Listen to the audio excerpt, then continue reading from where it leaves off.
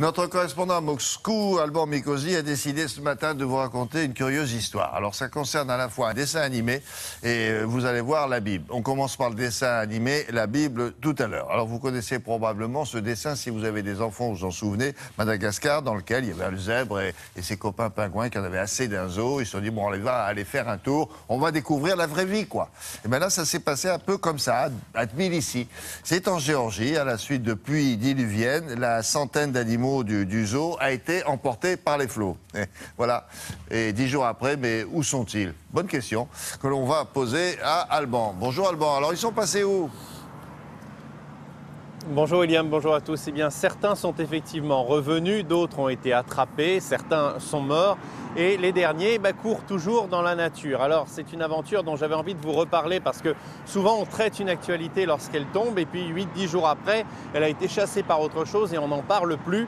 Et cette affaire d'inondation à Tbilissi, on en a beaucoup parlé il y a maintenant 10 jours au moment des événements. Que s'est-il passé depuis? Que sont devenus les animaux et plus généralement le zoo? Je vous propose ce reportage avec Vladimir Sidorov et Tania Tarasenkova. Ils ont retrouvé tout seuls leur chemin, ces petits pingouins du zoo de Tbilissi. Après 8 jours d'errance, ils sont rentrés sans doute alléchés par le souvenir du poisson frais. Pour l'instant, nous avons retrouvé 9 pingouins sur 17. Il y a 10 jours, la capitale georgienne a été frappée par des pluies diluviennes, un déluge dramatique qui a fait 20 morts, mais aussi emporté les animaux du zoo. L'état de l'établissement, le lendemain matin, témoigne de la violence des flots. Dans la journée, des scènes surréalistes se sont multipliées. Un hippopotame qui se promène sur une place du centre, un ours accroché à un bloc de climatisation, un tigre qui sort d'un entrepôt ou encore ce crocodile qui semble garé entre deux voitures. Pour les soigneurs, un travail très difficile a commencé. Récupérer d'urgence ceux des animaux qui représentent un danger pour l'homme. Un crocodile très vite a été attrapé, mais les autres ont disparu dans les eaux boueuses du fleuve. 3 jours plus tard, un tigre affamé a attaqué des ouvriers. Il y avait 4 ouvriers qui réparaient une canalisation là en bas. J'ai vu le tigre arriver, il s'est jeté sur l'un d'entre eux et l'a mortellement blessé. Après 20 minutes de panique, le félin en question a été abattu par les forces spéciales. Aujourd'hui, les autorités georgiennes estiment qu'il manque encore 300 animaux, mais que la plupart sont morts et que ceux qui ont disparu ne présentent plus de danger pour l'homme. Les réparations viennent de débuter, mais déjà des voix s'élèvent pour que le zoo soit transféré ailleurs, à un endroit où les risques d'inondation sont moins importants.